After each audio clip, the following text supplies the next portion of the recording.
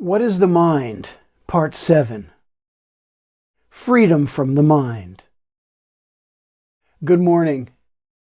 Throughout this series, we have been exploring a simple definition given by Charles Berner. And that definition is, the mind is all the impressions and their combinations that you as an individual make from a fixed attitude. We've looked at several aspects of this definition. We examined impressions, the raw material of the mind. We examined attitudes, the states of being that organize those impressions. And we saw how impressions can become stored in the conscious as well as the unconscious or subconscious mind.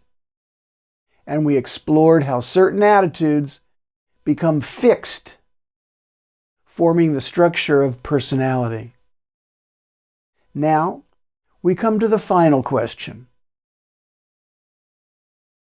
If the mind is made up of impressions organized by these fixed attitudes, is it possible to be free from the mind? Now, to explore this, we first must understand something important about attitudes. An attitude in itself is not wrong. An attitude is simply a state of being.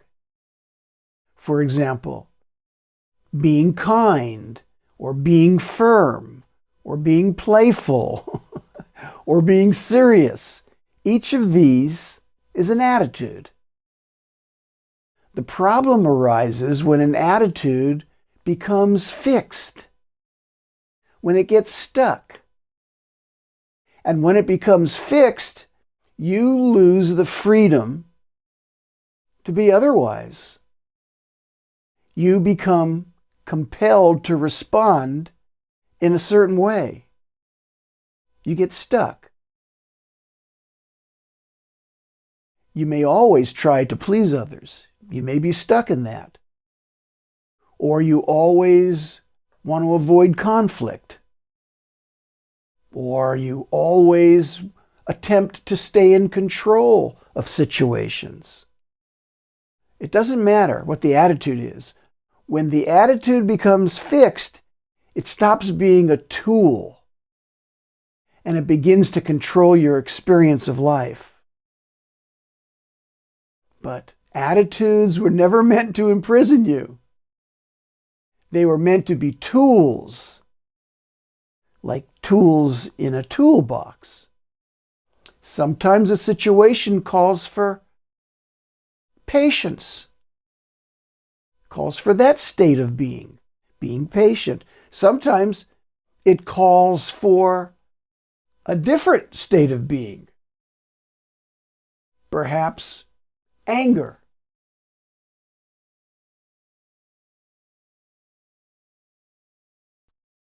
Sometimes it calls for compassion. The freedom to respond appropriately requires the ability to move easily between different states of being. When the mind is no longer locked into a fixed attitude, that freedom of movement begins to return. Now, another important point. Earlier, we saw that attitudes often form because of communication that didn't occur. Something happened, you wanted another person to understand something about yourself, but for some reason, you're unable to communicate that directly. Perhaps you were afraid. Perhaps you felt misunderstood. Perhaps the moment passed by. So instead of communicating directly, getting it across what you wanted to, the mind forms an attitude. And that attitude becomes an indirect way of expressing what you wanted another person to originally know directly.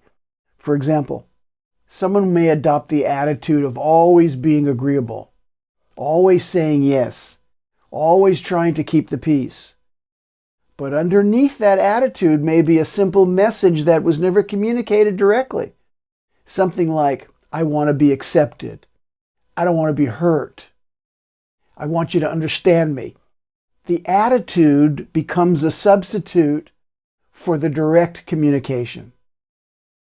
And when that happens, personality itself becomes a kind of a mask.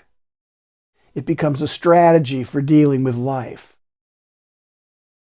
But the more we rely on those indirect strategies, the more disconnected we become from our own direct experience. So, how do these fixed attitudes begin to dissolve? How do you dissolve these fixed attitudes? Well, one approach is self-inspection. Another is what Charles Berner calls relating dyads. The basic idea is very simple.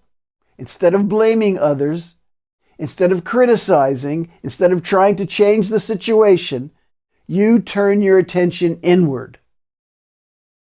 And you ask a very simple question. What is it about myself that I want another to know? What is it about myself that I want another to know? It's not about them. It's about you. And you ask a very simple question. What is it about myself that I want another to know? Not about them. Ask yourself. And you ask it without criticizing, without blaming, without abusing, without trying to make the other wrong or trying to change them.